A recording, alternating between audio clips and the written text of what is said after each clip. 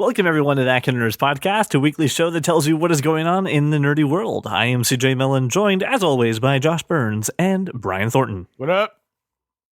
Hello. I would like the record to reflect that Brian is wearing a glorious hoodie today that has a silhouette of Darth Vader that says, Tall, Darth, and Handsome. Because I am indeed tall, Darth, and handsome. And it's making my whole goddamn day. So I hope it made your day. So I want to start off the show. You can visualize it. We have a lot to talk about. We have so much to talk about. I'm excited. I do want to let everybody know. I'm going to keep interrupting you. I know it. You're the one editing, so you do your thing. It's going to be great. I'm going to keep it all in. Fuck it. I do want to let everybody know that we are going to be talking about Black Panther at the end of the show. You can check your show notes for timestamps if you do want to skip that part. But we are very excited to talk about this movie. Burying the lead. No, just we want to have other topics in case you haven't seen Black Panther that you would want to listen to. And then if at the end you're like, oh, I don't want to listen to it, you can go ahead and, and skip it. Then they're going to miss all the stingers. Well, that's on them. If you haven't seen... that certainly will sting when they miss the singers. All right, let's start. Since it is almost the end of the month, it is almost March, ladies and gentlemen. Brian has not at all, at the very last minute, probably on the day that we recorded in like 30 minutes, put together the list of movies that are coming out in the theaters in March. Ladies and gentlemen, it's time for The Blockbuster.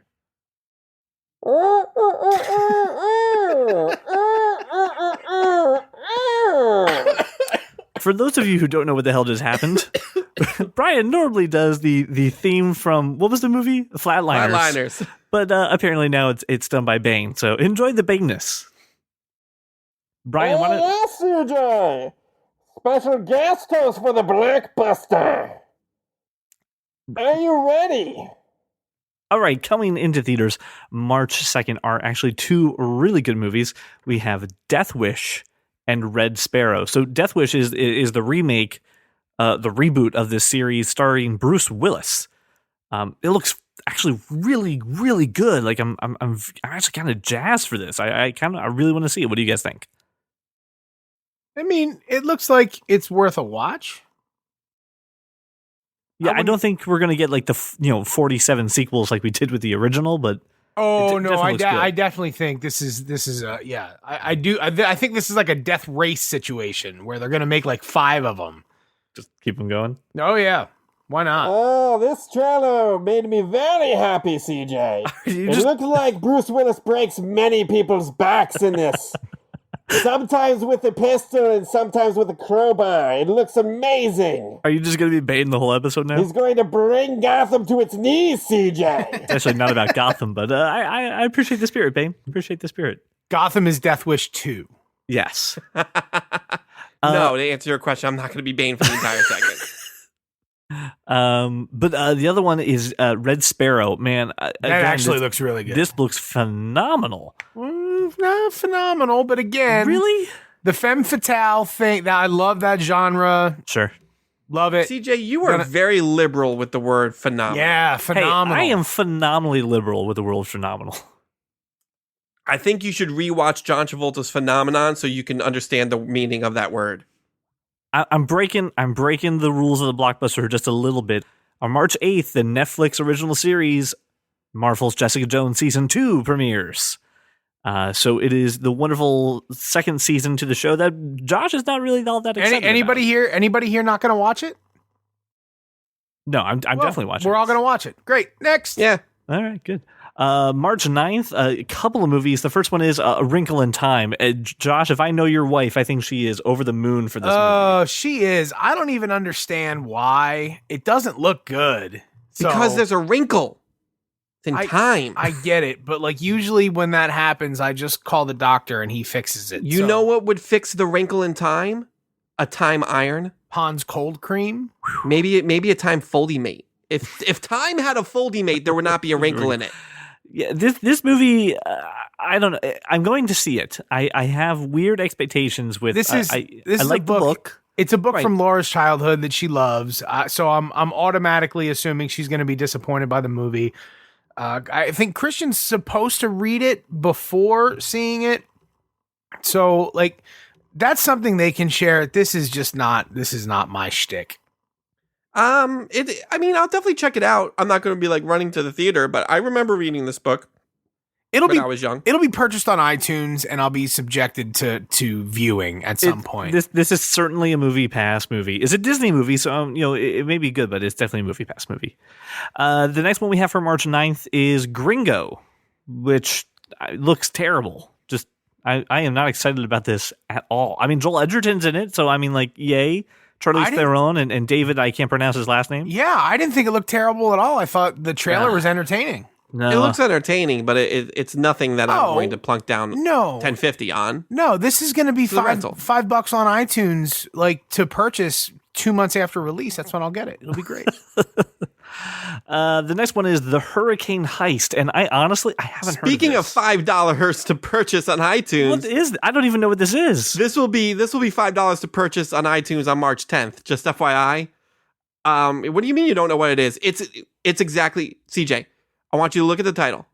What do you think this movie's about? A heist in the middle of a hurricane? Yes, that's exactly what it's about. It looks ridiculous. The only thing that would make this even more ridiculous if there were sharks in the hurricane. I'm looking at the cast list and there's like nobody in here. That's not true at all. Not even a little bit. So the three actors that immediately the main girl jump is the girl out from Lost and Taken. Maggie Grace is not a small role actress. Ryan Kwanten was in True Blood, and Toby Kebbell played like the main focus of the movie Rock and Rolla, which is a Guy Ritchie flick. So like Maggie Grace is never mind. She's from Taken. That's where I know her from. Taken. She was awful in that movie. What? She didn't do much in that movie. She got kidnapped. She's like 24. She's like, I'm 16. I'm You've got Ben Cross, who was Spock's father in Star Trek. Yeah.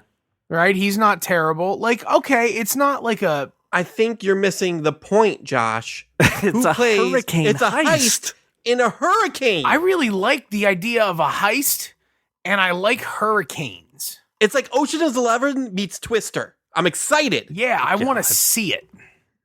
This is a movie I would be okay with theater. The kids playing on the jungle gym. And it's 100 minutes long.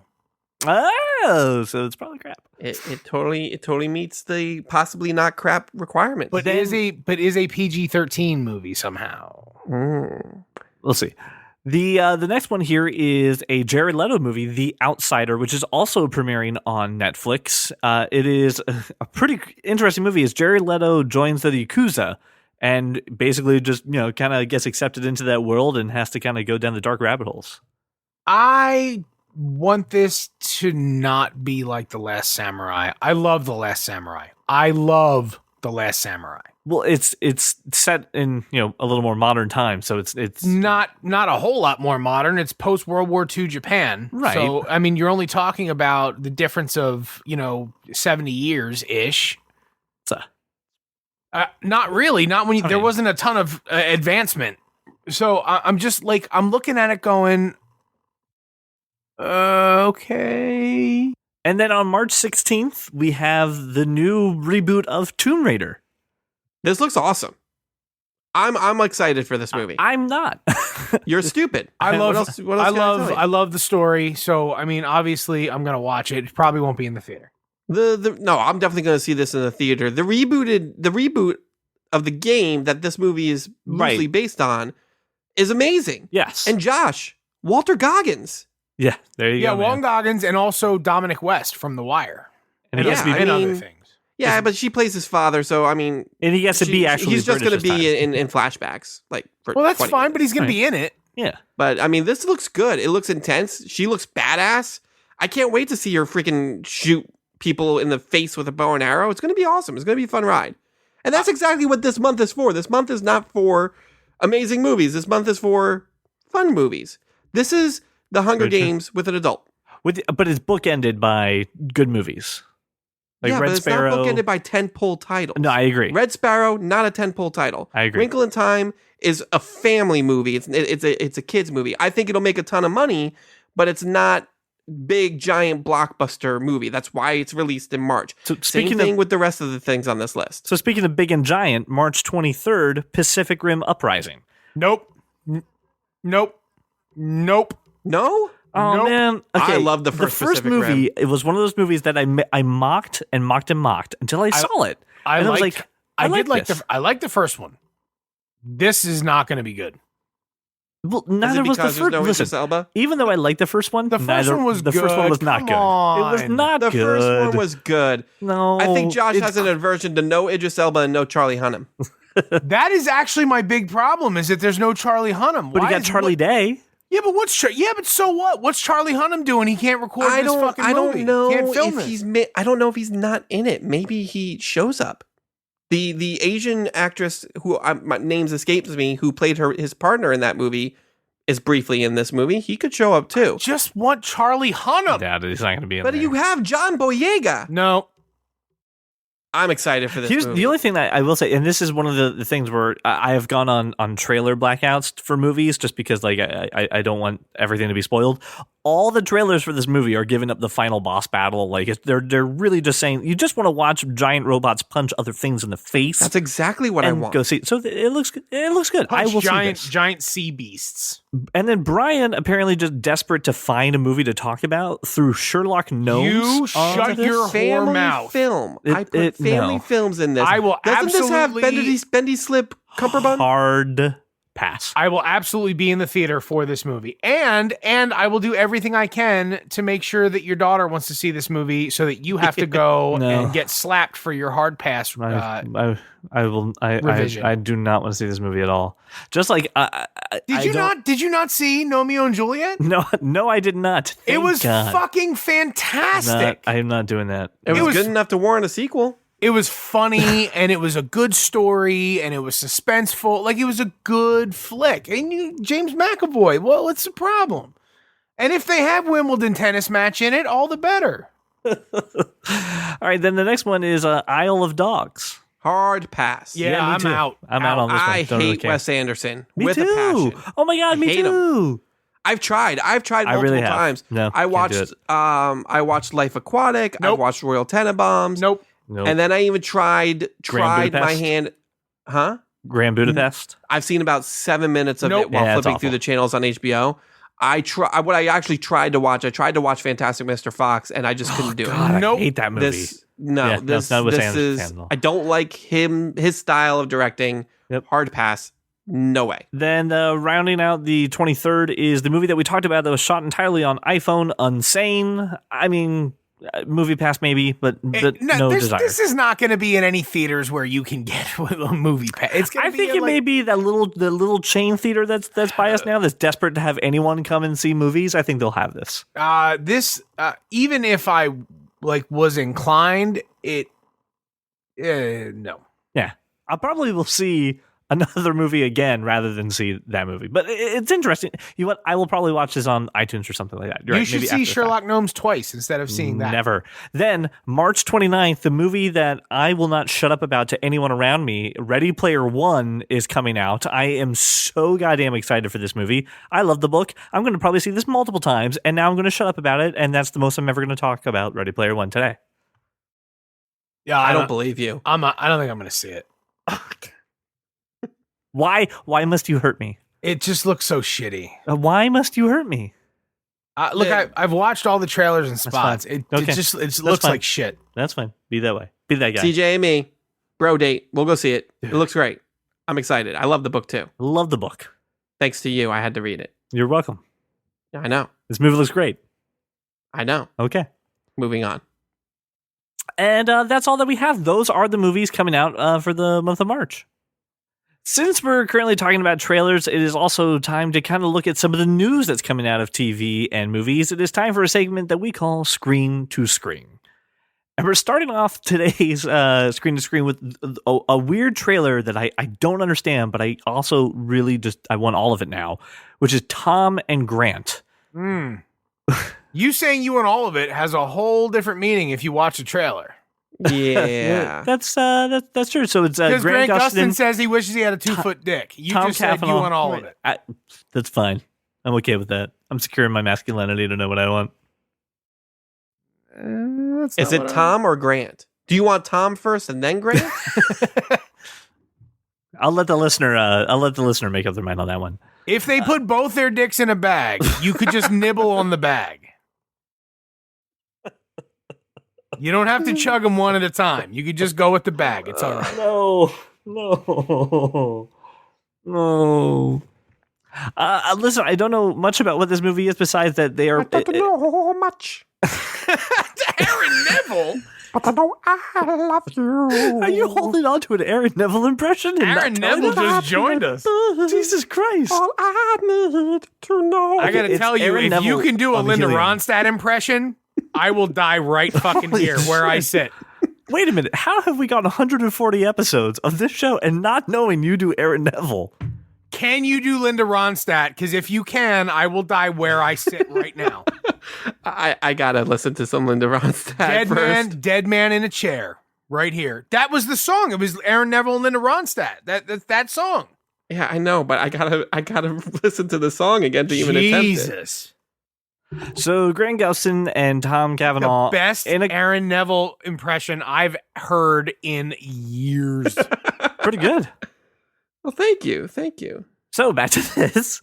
Grant Gustin very and excited. Tom Cavanaugh sitting in the car, maybe doing a heist, like maybe, but they're idiots. This is a short. Like, why are we talking about this? Because hashtag Flash. No, I get it, but like, other than PR That's for it. Flash, what is this? I don't know. Is Grant Gustin saying he wishes he had a 2-foot dick? That's my takeaway. And that may be all I need to know. A, that's unwieldy. And B, I mean, in no way practical. All right.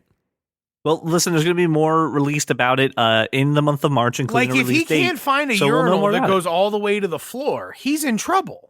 I agree. He's just dangling there in cold water.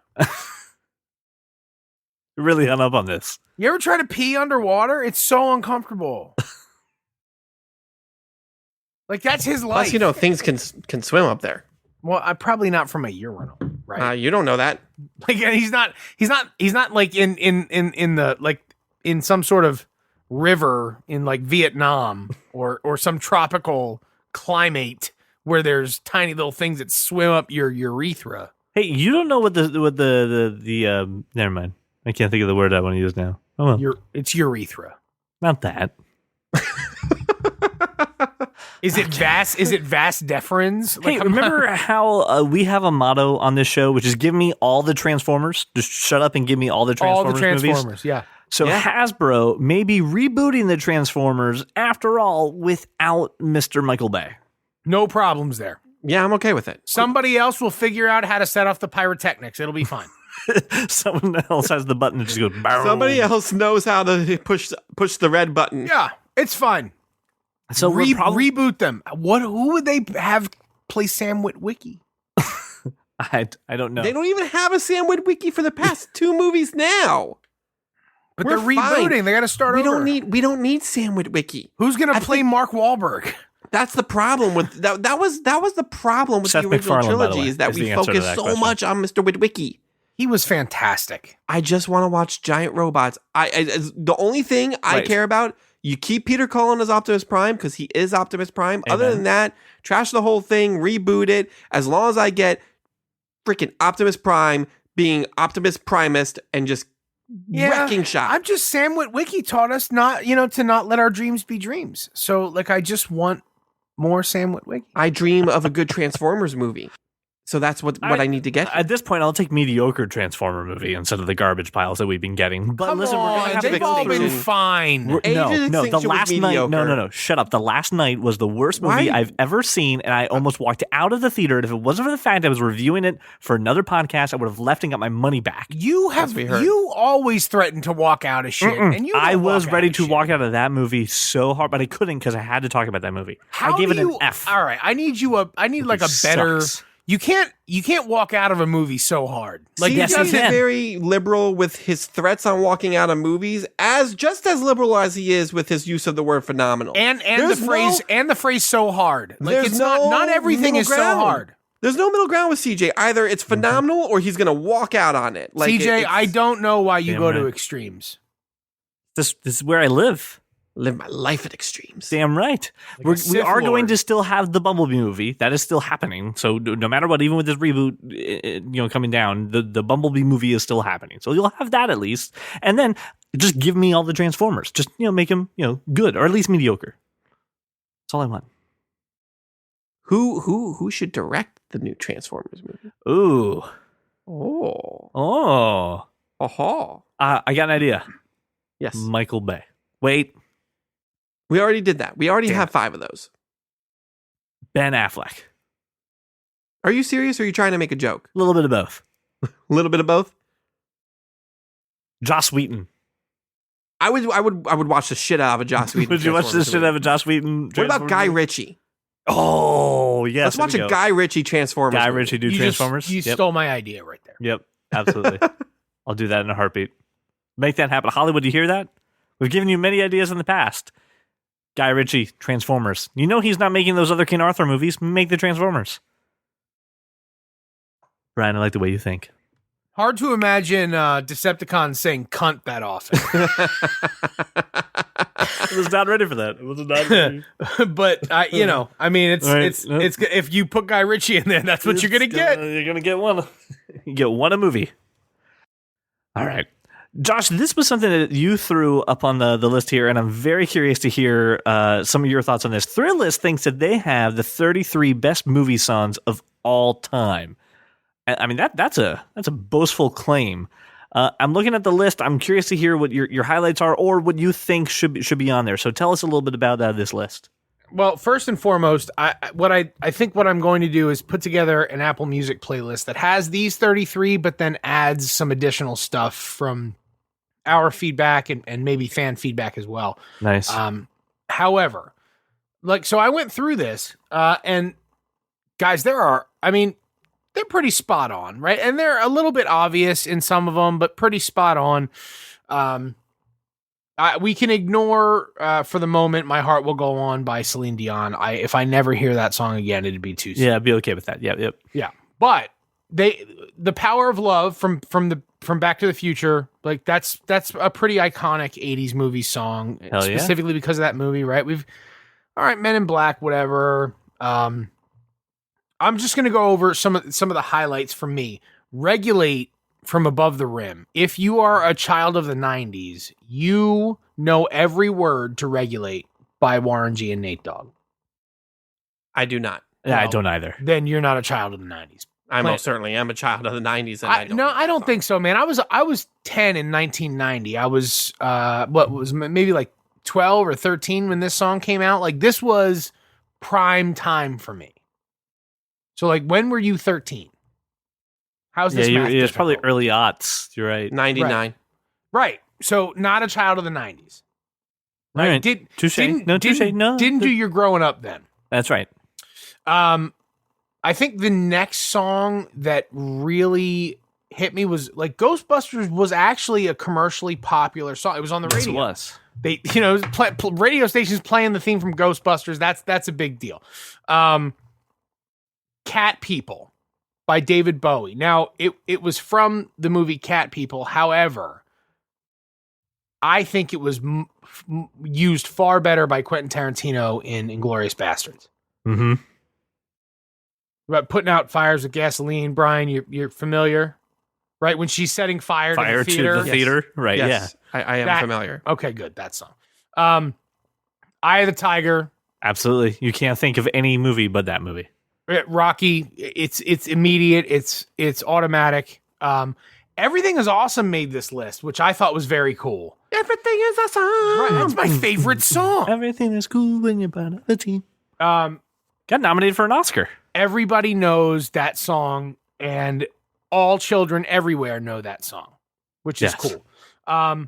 Danger Zone. Kenny Loggins. Love it. Everybody knows Danger Zone. It's automatically associated with Top Gun. You can't hear it without thinking about it. I'm not like a huge fan of Slumdog Millionaire, but the Jai Ho song was pretty cool. So, and it's, again, immediately identifies with a movie. Hustle and Flow, 3-6 Mafia, It's Hard Out Here for a Pimp was part, like a big piece of the movie. That was sort of the main character's takeoff, and how the relationships developed in the movie. It was through this song. It's a really good track. It's super. Also won an Oscar if I remember correctly. A Grammy or an Oscar? No, I thought it won an Oscar. Didn't it, for Best Original Song? Did it? Okay, cool. I didn't know I have that. to look it up. That's some good stuff. The thing is, it's super trappy. Like, you have to be into Southern rap to some degree to have an appreciation for the song, but it is a good track. Right in the middle of their list, number 17, they put the song that for me would probably be closer to number 1. Don't You Forget About Me by Simple Minds from the Breakfast Club. Yep. For me, there are very few songs that are more iconic and take you back to a moment in film than this one does. So, well, also like encapsulated like a whole decade. Like, I mean, when you think of the 80s, that is one of the first songs you think of, especially when you tie it to movies or any kind of pop culture. Everyone wanted to be in that moment from the movie, and when you hear that song, that's all you can think about. Well, it's because The Breakfast Club is the best movie from the 80s. It's my favorite. It's my favorite movie of all time. That will probably never change. And that moment with Judd Nelson throwing his fist in the air and the song playing, it's a big deal for me. Maybe not for others, but I loved it. The next one, CJ, that I think immediately draws you to a movie is the fucking song from Dirty Dancing. God damn you. How dare you besmirch the time of my life. Anybody who watched the Super Bowl, right? Yes. That was the only ad the New York Giants commercial where they did this routine. I was losing my shit because it was exactly on point. They did. Right. They did it right. They did it right.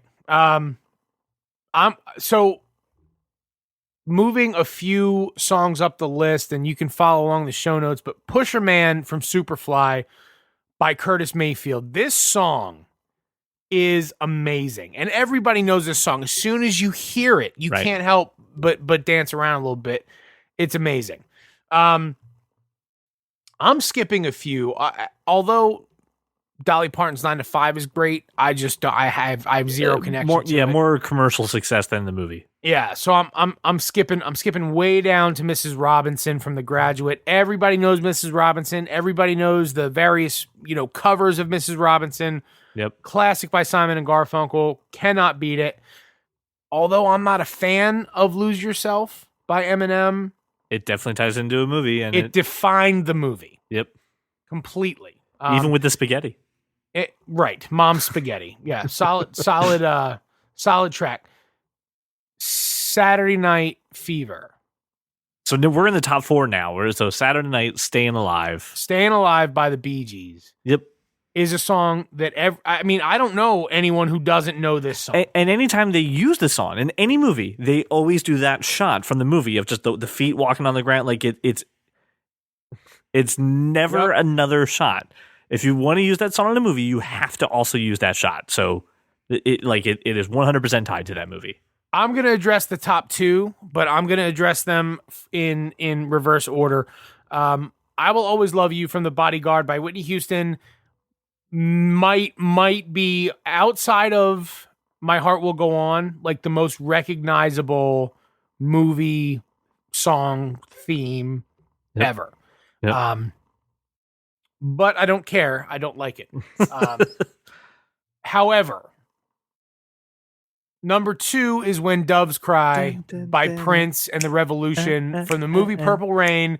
Listen, I do agree this is an amazing song. I would have preferred Purple Rain here instead of When Doves Cry because that was far more emotional. Right.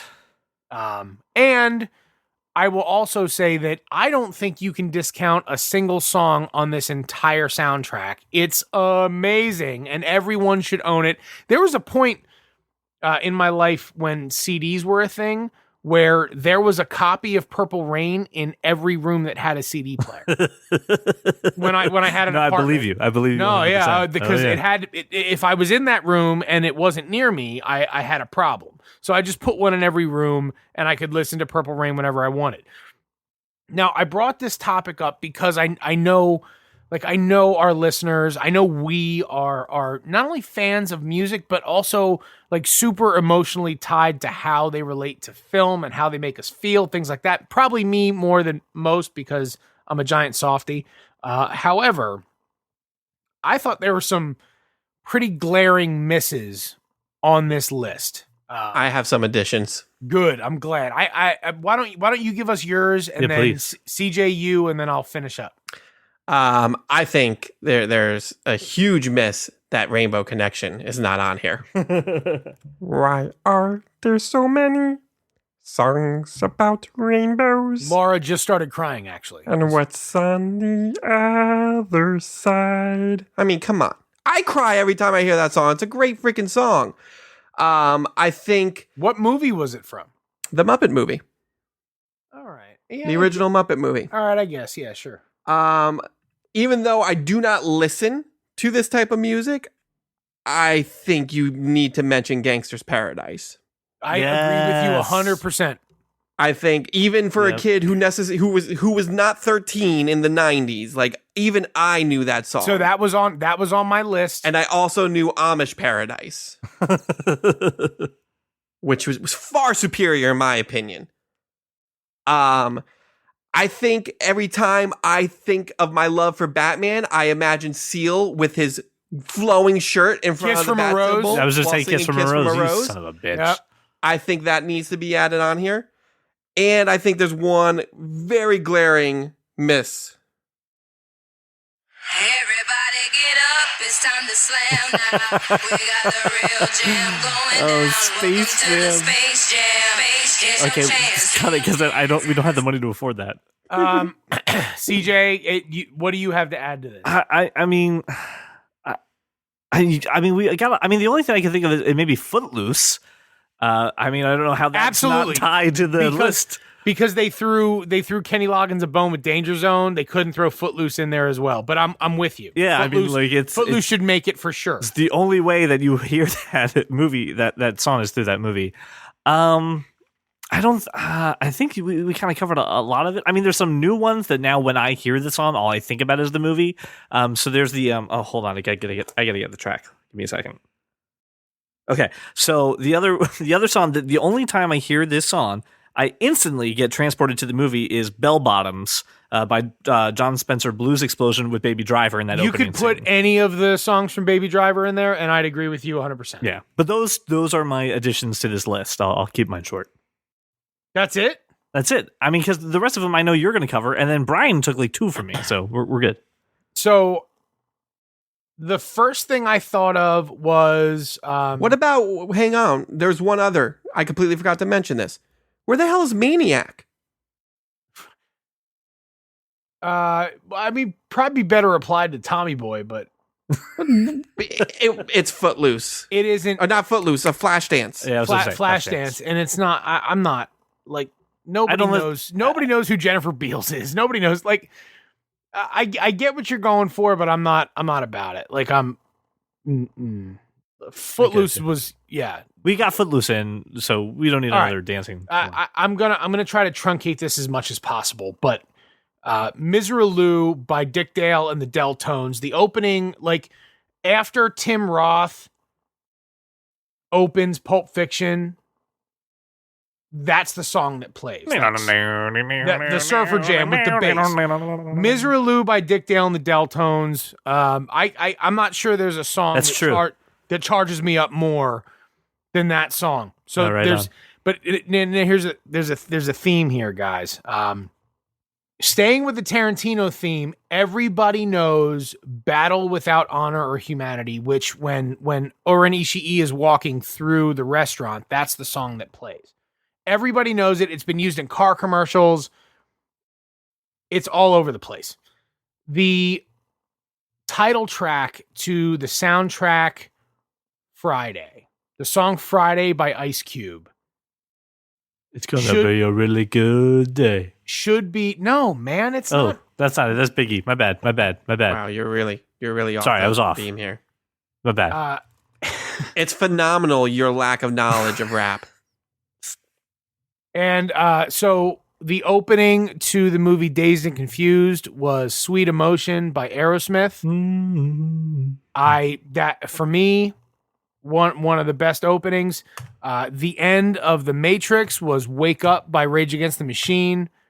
I have an immediate connection to the movie from that song. And then, until recently, I would have said that The Foreigner by Led Zeppelin would have been tied to like School of Rock or something, but now it's just tied to Thor. It's tied to Thor Ragnarok. Now, you mean the Immigrant That's also song? called the Immigrant song. all right, I'm off today. Just come here. No, and I you know what? It's funny. I agree 100% with that. The Immigrant song, yeah, awesome. Used twice in Thor Ragnarok, and awesome use of music in a movie. Look, I would love to hear from other folks what ties them to movies, what songs they think belong that didn't make this list. I will add one more. list. I will add one more from a superhero movie because now I can't listen to this song without thinking of this movie. As "Come and Get Your Love." That was the from beginning of Guardians of the Galaxy. I agree, Yes, 100%. 100%. Just every time I hear do that his little song, dance. I kick a rat. you could just kick a random rat. Right, Like, yeah, I kick a rat across the room. If there's no rat, it's my cat. Absolutely. probably deserved it. Jeez, Cats are the devil. yeah. Right. And look, I really like that Thrillist took the time to put this list out there because it reminds you like, oh man, I connected with this so deeply. I need to go back and watch it again. But again, Cat People, Inglourious Bastards. That's the better application of that song. So as we said, Josh is going to put together an Apple playlist, an Apple Music playlist for you guys, so you can go ahead and listen to these songs if they are just not on the tip of your brain. And we definitely want to hear your submissions so we can add them to the list. We'll talk about them on next week's show. If you don't have Apple Music, you're doing Music Wrong. So sorry, we're not doing Spotify. So just let it be. You are doing music wrong. You're doing Music Wrong.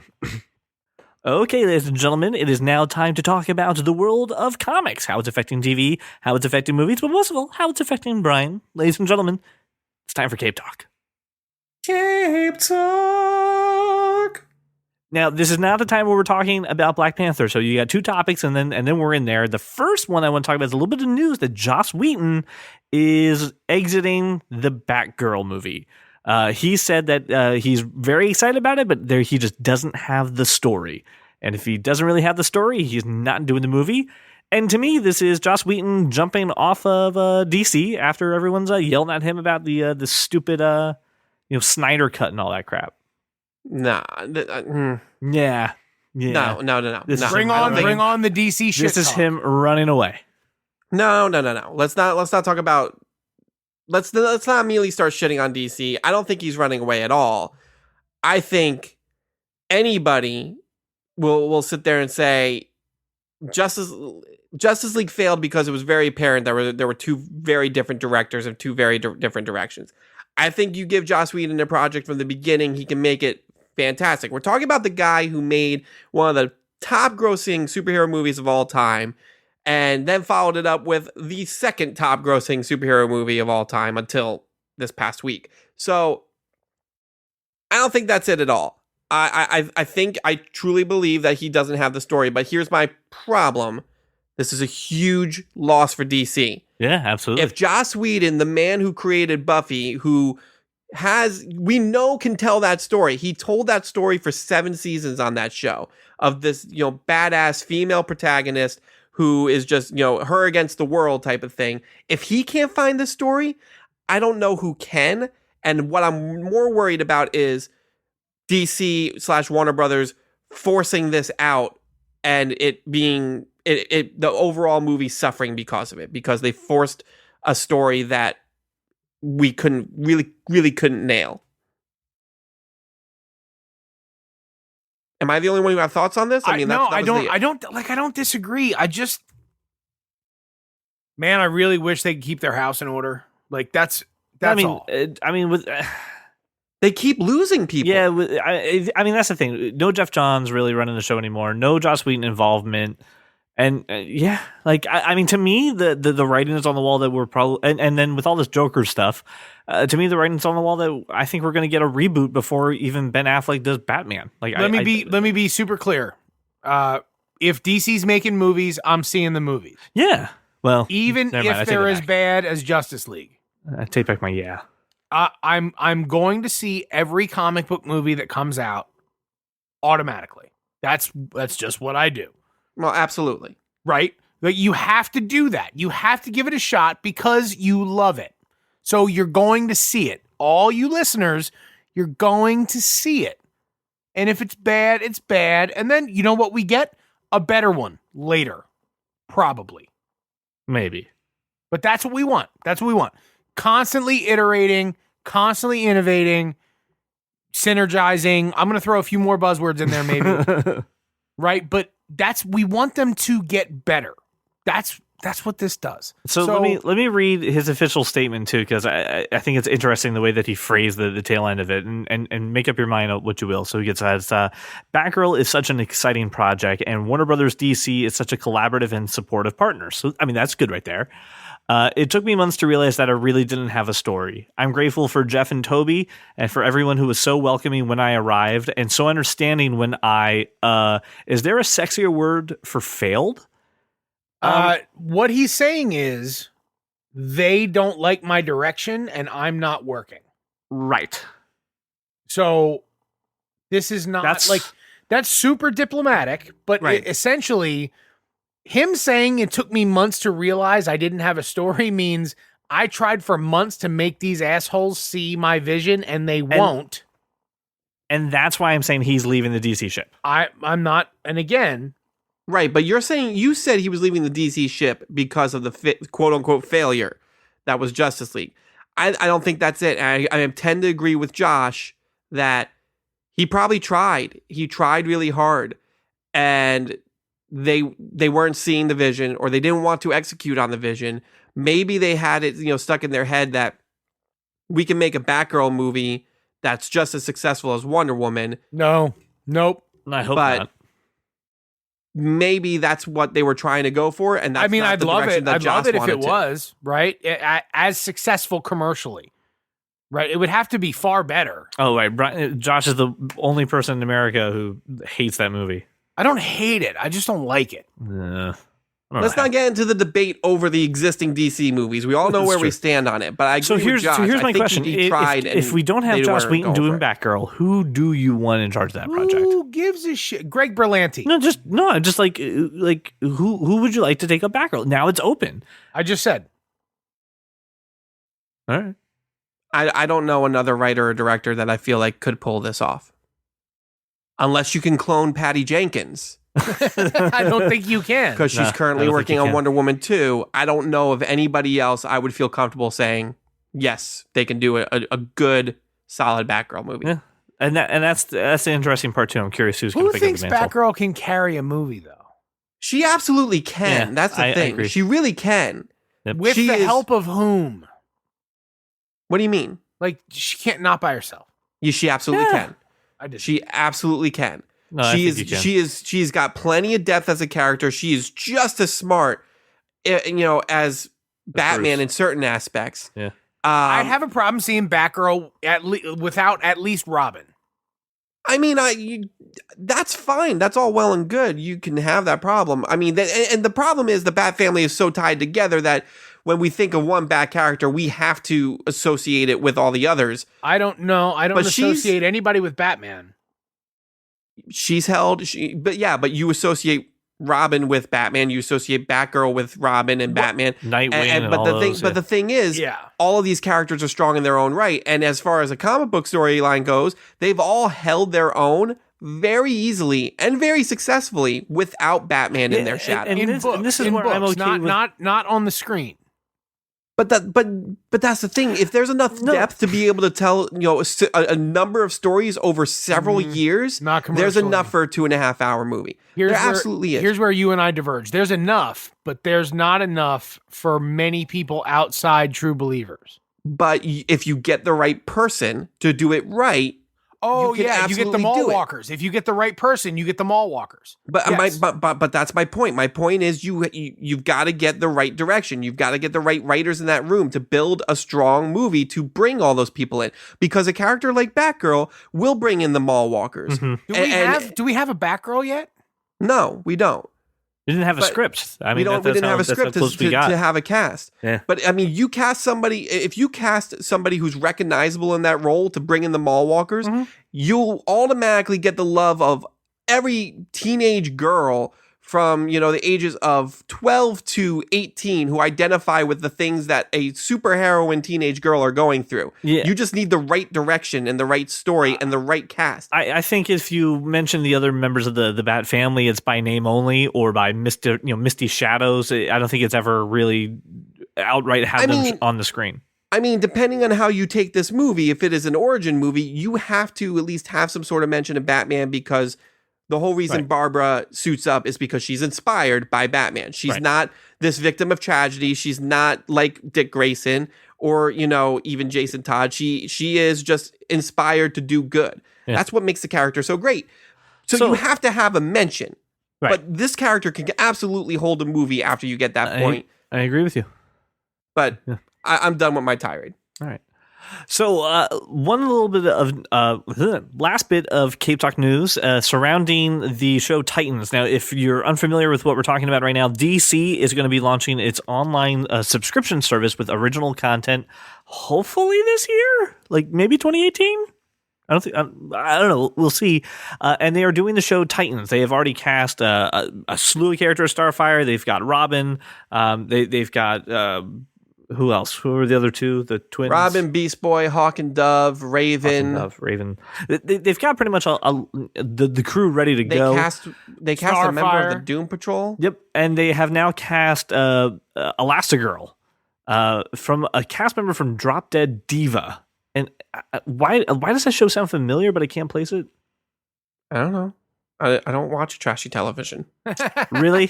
Pretty Little Liars and Scream Queens doesn't count as trashy television, Brian? First of all, Scream Queens was hilarious. And secondly, you have no proof that I've ever watched Pretty Little Liars. Looks like it's April. Is it Bowley? Ballaby? I have no idea. Bowlby? All right. Looks like it's April Bowlby. Probably pronounced the way it's spelled. Bowlby. I don't do the readings good. I don't do that. You apparently don't do the speakings good. I don't do the speakings good. Well, listen, this is continuing their trend of, hey, give me people who, are at least, not people off the street, but not necessarily massive stars, and just let them be the character.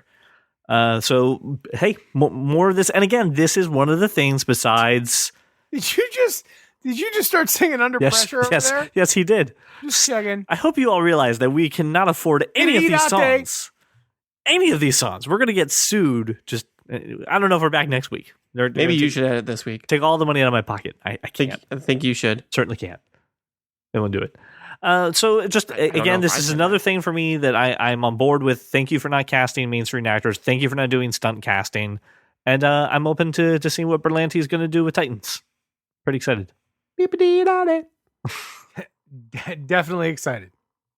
Okay, ladies and gentlemen, it is that time that if for some reason you have not seen Black Panther, we are going to be talking about the movie. We are going to be spoiling it. So thank you for listening if you haven't seen the movie. And take this moment now to go to your local theater and go see Black Panther. It's awesome. We all agree on that. So I'm going to give you a moment, and then we're going to go ahead and start up our spoiler conversation. Okay, you have been warned. It is now time to talk about Black Panther. So I'd love to get some first impressions about the movie, and then we can go ahead and talk a little bit about the characters and everything that we really want to focus on. So, Josh, let's start with you. Just your first thoughts leaving the theater from Black Panther. I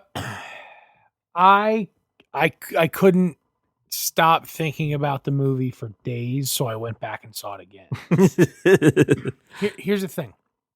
My initial impression was that I honestly didn't know how to feel about it because I initially felt like it might have been the best Marvel movie I've ever seen. So, and while I'm still sort of wrestling with that, I'm feeling like this might be my favorite Marvel movie of them all. Mm-hmm. Those are my initial thoughts. Brian, your initial thoughts leaving the theater. I was so happy. I definitely, I don't know if it was the best, Josh, but I definitely say top 5 of the Marvel movies. Definitely one of the top origin Marvel movies out of the whole bunch. I was so impressed by a lot of things that I'll go into detail about later, but I was truly floored by some of these performances. Michael B. Jordan especially. Mm-hmm. And it just goes to show you that these movies are not just hung on the heroes. They have to have a captivating villain, and Killmonger was probably Marvel's best villain outside of Loki. Yeah. So I was extremely happy. I thought it was fantastic. It's absolutely worth all the hype that it's getting. And, you know, I definitely am looking forward to seeing it again. Yeah, for me, when I left, I was very happy that this was one of the movies I was on trailer blackout for. So all the moments and everything I saw were unexpected, and I didn't know were coming. I thought it was an extremely well balanced movie. It wasn't, it was paced well too, so it didn't feel like it was dragging on forever. The soundtrack was just on point. It just added a total different layer to the movie, and I left going, do I like this better than I like Thor Ragnarok? Like, this is definitely top 3. Where in the top 3 do I put it? Flip-flopping back and forth. I was just utterly surprised by it. It was incredible. And I was asking anyone that saw the movie what they thought of it. But it's definitely up there for me with top 3. Now, Brian, you brought up Michael B. Jordan and the villain, and I think that's where I kind of want to start, because his performance was great, but what they did was, and this is what I liked the most, was they broke the mold a little bit for Marvel movies and broke the formula in the best way possible, because this villain was grounded, believable, but also was just a nudge away from becoming a good guy, maybe even a sidekick or an alternate superhero. It was one of these things where, like, I'm watching it and I'm just like, yeah, I kind of agree with everything that you are saying. I'm not okay with the killing. Right. The killing is bad, but your cause is righteous, my man. Like, I was very on the fence of, like, and that's what made this movie so good, is that, like, yeah, you wanted T'Challa to win. You want T'Challa to come out on top because we love what he stands for and who he is and the Black Panther persona. Right. But at the same time, you're sitting there like, there's some screwed up things that T'Chaka and people did before him, that this Killmonger is just trying to right wrongs, and he's doing it the entirely wrong way, but you feel bad for him. Right. Well, that's what made the story better, Right. because T'Challa did change. Yeah. Because of the him. influence. Right. And it wasn't just him. Obviously, Nakia had quite a bit to do with that. And then obviously, in addition, he happens to have his sister who can support the effort, right? Which, by the way, she was my favorite character. Absolutely, I agree. What are those? I love What are a good those? 2015 meme in a movie. But like a super like she went full on Aziz Ansari in that moment, and I lost my shit. But the movie was, man, it was funny and it was endearing and it was emotional. It was just so good, Yeah. and the soundtrack. Yes. Listen, Josue Figueroa, Yeah, thank you. with your Twitter bullshit. The soundtrack could not have been better. This was I think it was very nearly perfect. It was awesome.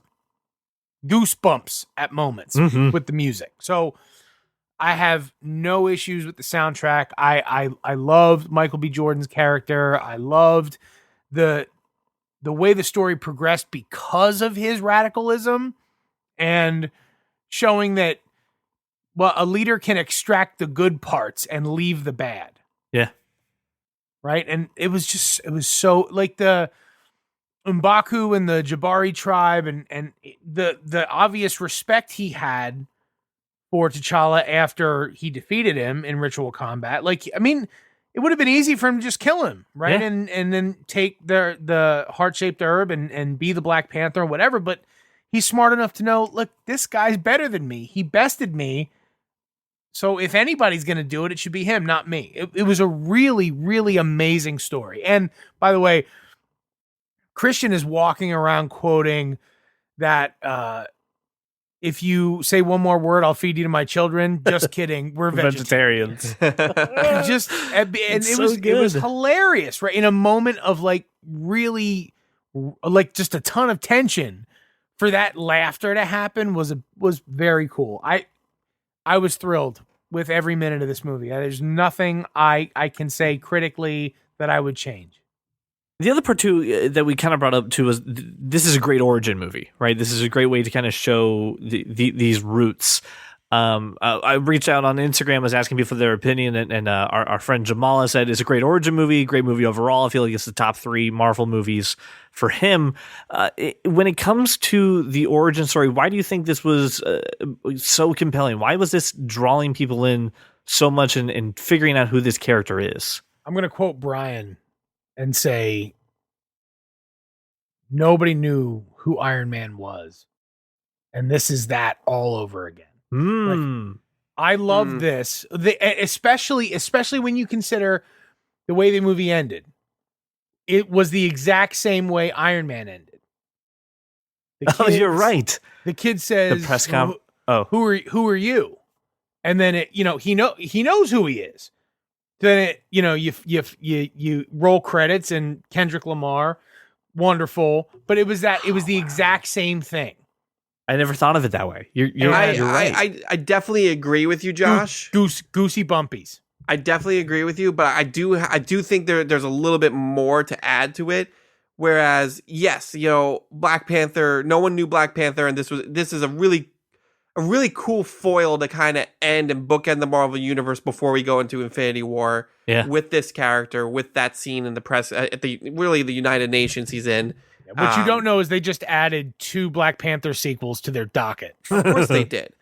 And they should. I think the other thing about it is they did not just an origin about Black Panther. They created this entire world. They created Wakanda. They created this entire aspect culture of and everything of it. Yeah. This culture, these rituals, the technology, and they had this perfect blend of, rooted, like, a rooted culture that you could see in people, in everyday people, Right. and mixed it with all of this future technology, this future of this is, where we could be headed. This is where we could be going. And that got people excited.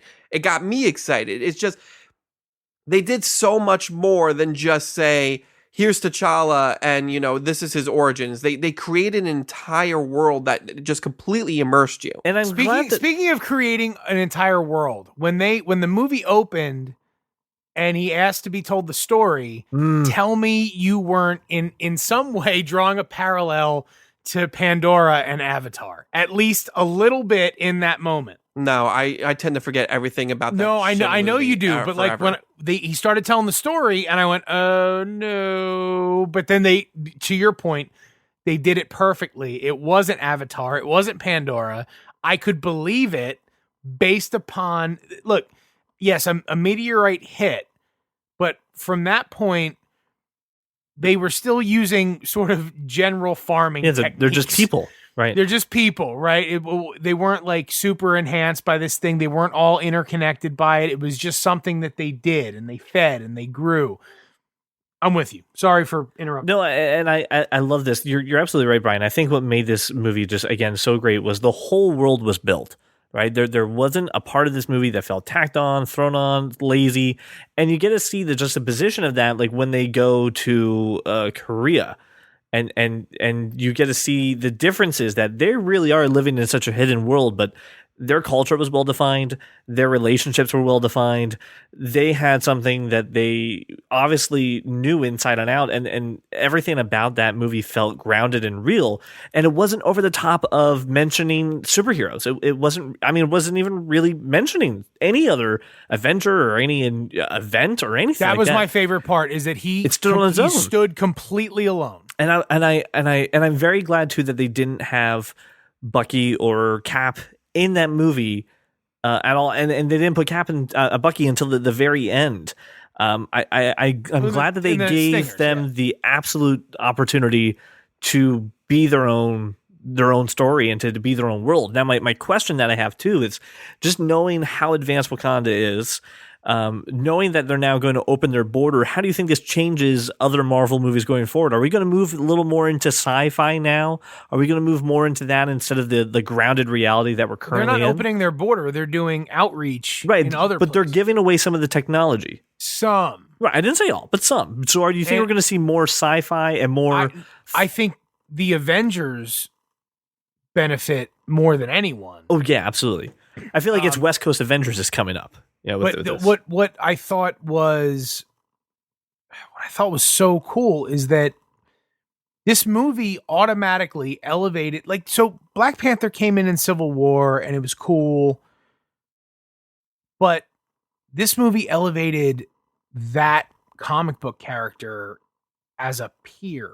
Yes. Cap and Iron Man and Black Widow, where you still have, you have your bit players that are, ancillary contributors. But this movie elevated it's very clear. Black Panther is a key contributor.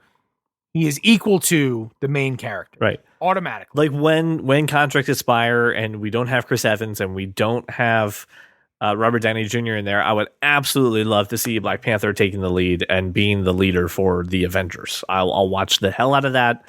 And I think it will be a fantastic story because he's also just a great leader, and just like you said, he really kind of stood out on his own. Awesome.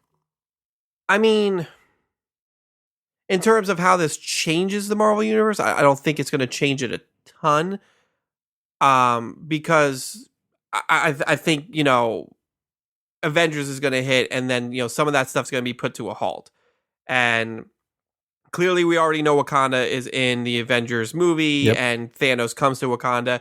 So I think Wakanda is going to take a pretty big hit, which is going to cause a little bit of a slowdown in terms of Wakanda sharing this technology.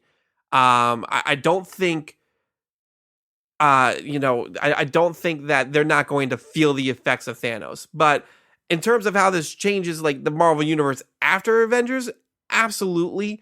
I agree with you guys full-heartedly as far as, depending on who we lose, because we're going to lose. People are going, we're losing somebody. We're going to lose probably multiple somebodies. You can feel secure, just like Iron Man was the cornerstone of the Marvel Universe as we know it for the next 4 phases. I feel like this could be the cornerstone where we build between this, really Spider-Man Homecoming. Absolutely. Really can be. Yep. You can, and Spider-Man Homecoming. Oh, can you imagine both those bastards flipping around all over the place? You can build an entirely different phases of this series, of this story, and not need Robert Downey Jr. As much as we all love him, he's not going to. He can't physically do these movies much longer. Yeah. No, he's not going to survive. And I want the scene. What we've seen from Thor Ragnarok and now Black Panther is that Marvel is absolutely setting these characters up to be pivotal. And both Thor Ragnarok and Black Panther were amazing movies. Yeah, and I think they're doing a good job too of not necessarily leaning on having to tie all their movies together the first time right away. I need to hear everyone else's name, or like on Netflix, I need to hear someone say The Incident. They're doing a good job of just letting their characters breathe and have their own space. The other question I have too, Brian, it comes to the Stinger when it comes to Bucky, and they call him the White Wolf. The White Wolf. Which I know from all the nerds around me who gasped that is some sort of comic book reference that I don't understand. So I was wondering if you could give a little clarity to that, Stinger. I could try. I don't remember exact names, but the White Wolf is a child that T'Chaka adopts and raises in Wakanda. He's Black Panther's essentially, half, stepbrother, who takes on this persona as the White Wolf and goes out and kind of leads their militia. Like a lot of these, these references to all these spies that they have in Wakanda, the White Wolf is the one pulling the strings for most of those things. Now, I'm not saying that's what Bucky's doing, nor am I saying that that's what is going to happen in this universe. I mean, I foresee very easily Bucky taking over the Captain America mantle. That's what before I ever see him. Bucky Cap, sure, but it doesn't mean that he. It was just a comic, but it was just a nice little reference. It doesn't mean that he can't take on the White Wolf persona in Wakanda, which was a pretty big deal. Sure. Half brother, you're absolutely right. But like, if you look at the character and sort of his powers and abilities, they're in line with Bucky. Right. Mm-hmm. So like this could be a cool a good melding of the two and making Black it Panther work. 2 right here. Right. White Wolf and Black Panther. Good story. Yes. And then maybe after that he graduates and he's Bucky Cap, and I'm super fine with that too. I read an interesting theory that I think is absolutely doable and something that I would be completely okay with is in the comic book Iron Man, Tony Stark dies because that's what happens in comic books, and Riri Williams takes over as Iron Man, calls herself Iron Heart, and the big thing going around the net is now that, well, if we lose Iron Man in Avengers, which is very likely that we do, why not have Shuri take over as Iron Man? She's got the tech. She's extremely smart. Why wouldn't she take on that mantle? And I would absolutely love. I would love to see her, Peter Parker, and Tony Stark all in the same scene together, talking science and talking gadgets and inventions. Oh my god, I want that scene right now. That would be great. It's a great theory. I really hope that happens. I mean, so in terms of the future of the Marvel universe, that's the thing. Like, and that's what's so great about here. And I'm not going to shit on DC, but here's the difference. Batman is always Bruce Wayne, and you can't get around that. Superman is always Kal-El. They're like their main tentpole characters. They don't have that ability to pivot. Right. Miles Morales, and Spider-Man, and right. Like the only two exceptions I would say would be like Flash and Green Lantern. Whereas Marvel has been very easily anybody can be Captain America. Sam Wilson was Captain America for a while. Yep. Bucky was Captain America. Anybody can be Iron Man. Pepper Potts was Iron Man for a while. Rhodey was Iron Man. Like there's a level of like subtlety and flexibility that happens in Marvel stories that I think, to your point, doesn't happen in DC stories. Not only in the comic books, but listen. They've spearheaded this strong woman movement behind Wonder Woman, right? Right. But Marvel just kicked their ass on that. Well, hold on. Like that, and that's kind of my point, is that theme is so in your face. Yep. With Wonder Woman.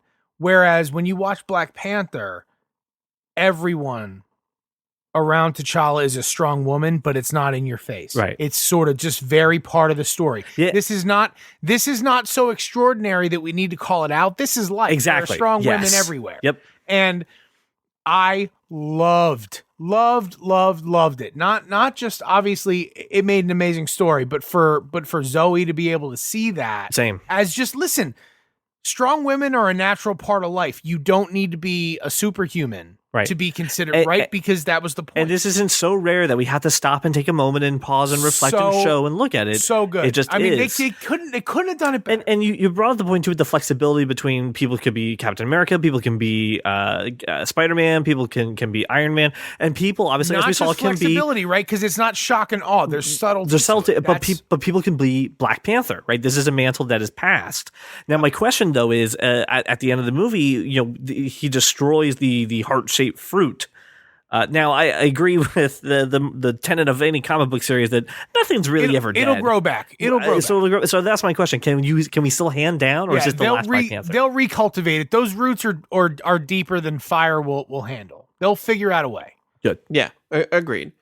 I mean, it just takes one line in a script to refix that. So I'm very curious about something. That was a strong move, though. I want to say that. Like, when I saw that in the movie, I was like, "Oh my god, what happens now? What am I gonna do?" So and that scene where Killmonger takes the herb and he's talking to his dad in the apartment that he died in. Like, you want to talk about a strong scene for a villain? That was the scene that I was like, "Oh my gosh, I feel so bad for this guy." It's so goddamn good, by the way. I he's so good in it. It's you understand all of his motivation and all of his rage and his anger over what Wakanda, quote unquote, did to him. And, it was just such a strong story with strong characters. And on the flip side, I liked the other side of that were, oh my God, why can't I remember his name? Where he's talking to his dad. T'Challa. Thank you. On the flip side, when T'Challa is talking to his dad the second time, right, when he comes back, when they're in the snow, and he really confronts him about, man, no, you all of you, because all his answers are there. You were wrong. We all did this wrong. We created our own problems, and him standing up to that and showing his motivation to the fact that I am changing. We need to change, and we need to make sure that we do this correct. Both of those scenes where they're talking to their fathers were extremely powerful.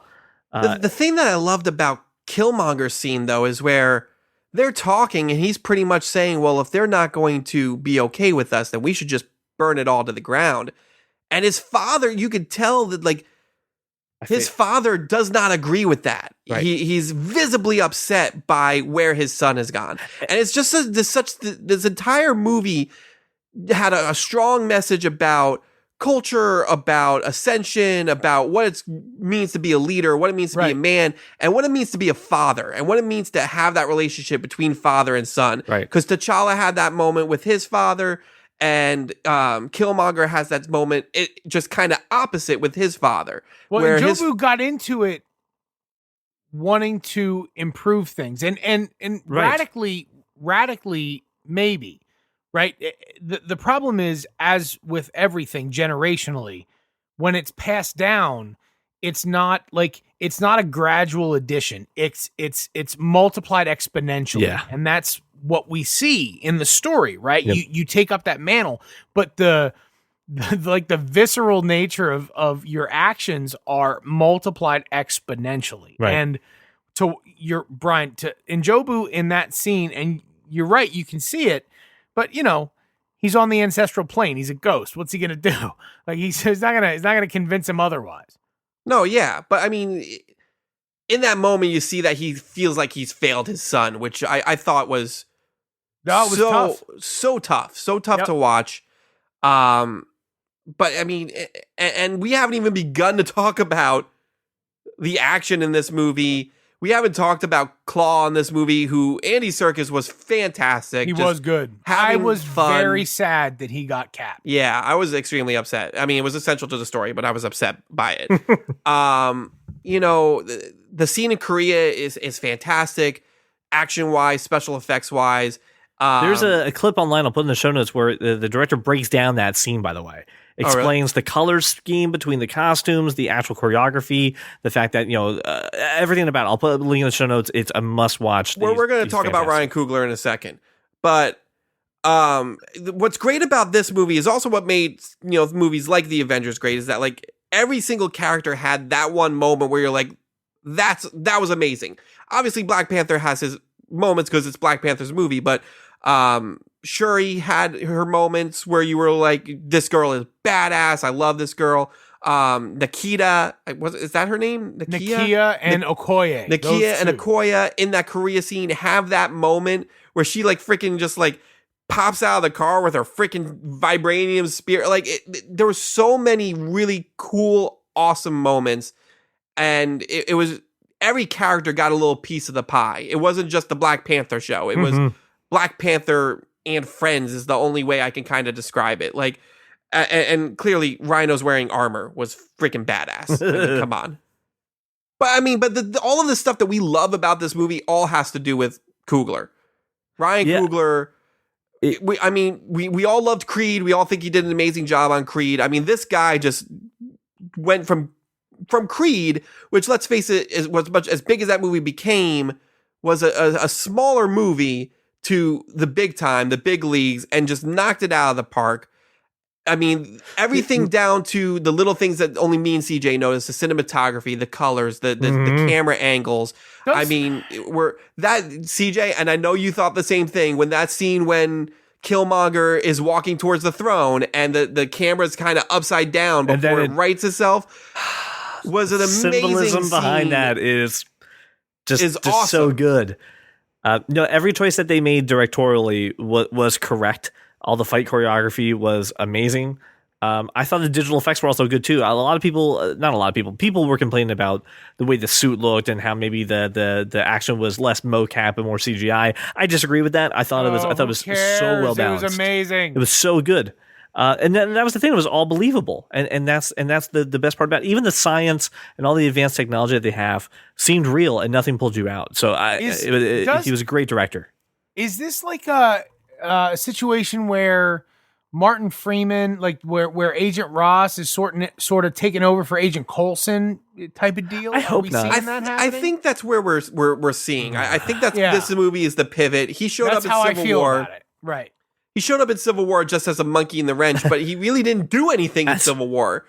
I mean, this is his time. I think coming out of Avengers Infinity War, he's going to become the thread that kind of needles everything, goes through all the needles of the Marvel universe, just like Coulson was. Stanley's cameo in this movie was just brilliant. I laughed so hard. I thought it was one of his best cameos. I'll just take this and I'll just move it over here for safekeeping. Just prime Stanley. I just wanted him to yell. Christian's walking around quoting that too. He's taking things from me and Laura and saying he's just going to move them over here for safekeeping. I do want to just I want to say, Brian, I actually am very glad you agree with me. And not because Clark Gregg as Agent Coulson isn't good, but Martin Freeman is better. Yeah, I agree. I like Martin Freeman a lot better. I think I love Clark Gregg, but I feel like Agent Coulson fulfilled his purpose. He did what he needed to do. He brought the Avengers together. Yeah, because Martin Freeman is next level shit, right? He's got the added layer of CIA. So if he folds into S.H.I.E.L.D. from there, like, I really think he could be a big part of these movies ongoing. I think he is going to be the driving force behind ending the Sokovia Accords. I think he's going to be the guy who, after Thanos hits and completely demolishes everything we know about the Marvel Universe, restores power back to the Avengers. He's going to be the guy who walks into the UN and says, the entire Earth almost died because of this threat, and it's only because these people over here that we are even still breathing right now. We've got to give them the autonomy to do what they need to do. That's not an Agent Coulson move. It's not. It's not. Agent Coulson and Nick Fury are the people who work in the shadows. They're not the guys who get up in front of the UN and say, this is what needs to happen. They're the people who pull the puppet strings and I like that theory. Manipulate good the people. Theory. Solid. That's where I feel his character going. I loved him in this movie. I thought him being the fish out of water was a really kind of cool change of pace, but like he owned it. He did really well, and managed to infuse humor like he always does. Yeah, Martin Freeman is always good for some humor. Solid. There was one notable absence. There was one notable absence from this movie that I'm very curious to see if it's going to be brought up again. But I have a feeling it's going to come up in the next movie. I'm still short an Infinity Stone, and I'm pretty sure it's in the meteorite that is housing the vibranium. I guarantee you it's in the mines housing the vibranium. Christian said something about a time stone. Doctor Strange has the time stone. We're missing the soul gem. Soul gem. And the only reason I see that Thanos or his guard has any reason to go to Wakanda is to retrieve that soul stone. And everything's purple. So it's the color of the stone, ain't it? It's gotta be, purple is, but we already seen the purple stone. It was in Guardians of the Galaxy. Okay. This should be orange, if I recall correctly. And I guarantee you, it is somewhere in the vibranium mine. I'm sure they have it. They don't even realize they have it. Or maybe it's what causes the plant to grow that gives the Black Panthers his powers. Yep. Because, he goes to a plane filled with souls. So he's got some soul powers. He's got some soul power, sure. But let's think about it. Forgive my Remember the Titans reference. If that stone is maybe enriching the soil, which is causing that plant to grow, that would make complete sense. Which is why CJ it comes back. Right, absolutely. That's and that was kind of my reasoning for asking that question is obviously the Black Panther still has to get passed, from generation to generation or warrior to warrior, however it happens. But I know that the damn stone has to power something in Wakanda. It just has to be there. We didn't need this movie to introduce, and that's what I'm saying. I love the fact that it didn't do that. The fact that we didn't get all those tie-ins is what made this movie so good. We have 5 of the 6 at this point. Like it was a perfect standalone. Absolutely, it was really was a perfect standalone. It's a great way to just again have people who maybe not into this genre, people who just maybe think that they just can't identify with these characters. And CJ, I think this introduced a whole bunch of people. Absolutely, I guarantee you it introduced a whole bunch of people. And you know how I know that? Because in the theater that I was in, the credits started rolling and people started leaving. I'm like, you clearly have never seen a Marvel movie. Sit back down. Come back. Where are you going? There are 2. Yeah, there's going to be one in the middle of the credits. The theater was it emptied half out. Yeah. Right when the credits rolled, and I was there. I mean, it was late. It was like I didn't see it till Sunday or Monday, but like half the people rolled out. And like when I saw it again, there was like a grand total of 6 people in the theater. So as soon as the credits rolled, I was out. Yeah. I saw the stingers. I didn't need to be there a second time. Yeah. But that's a good point. I didn't think about it until just now, and you're right. That's a great point. Half the theater rolled. Yeah. Listen, this movie absolutely phenomenal. It gets my seal of approval. It gets everyone's seal of approval. This movie is fantastic on its own merit. Top 3 for me. Top 3 for me. Sure. I don't know where in the top 3, but goddamn top 3. 1A, 1B, 1C. That's where I'm at. To do it that way. So listen, we definitely want to hear your thoughts on the movie as well. What you thought about it, where this is going, and what the larger implications are for Marvel based off the success of this movie. Which, by the way, this movie is right now, I think, set to outpace Avengers. It made more than Justice League did in 4 days of Black Panther's run. Made more than Justice League its entire run. This movie is a huge success monetarily, but I think just more from a storytelling and artistic standpoint, just even more important than that. It was.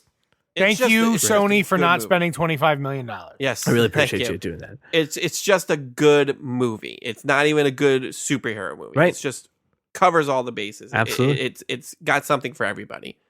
Go see this movie. If you haven't, you shouldn't be listening anymore. But please go see this movie. If you are listening, go see it again.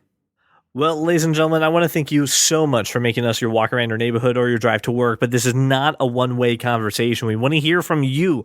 You can find us on Facebook and Twitter at That Kind of Nerd, or if you would like, you can call or text us at 484-373-4119. If you don't know that number, just go check out the show notes. It's also a link to all the trailers that we talked about in the Blockbuster and everything else that we talked about today.